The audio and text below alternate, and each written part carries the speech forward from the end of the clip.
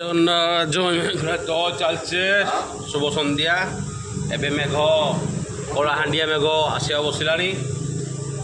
ଆପଣ ଜାଣିଥିବେ ଏବେ ବାବା ବହୁତ ବିଖ୍ୟାତ। ବାବା ନାଁରେ ଠକ ଚୋର ତସ୍କର ସବୁ ବାବା ଭାବିଛି।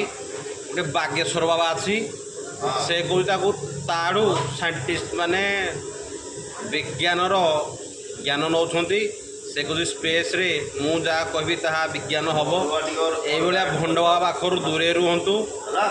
ପ୍ରକୃତ ବ୍ରାହ୍ମଣ ଯିଏ ସେ କେବେ ଟଙ୍କା ମାଗେ ନାହିଁ।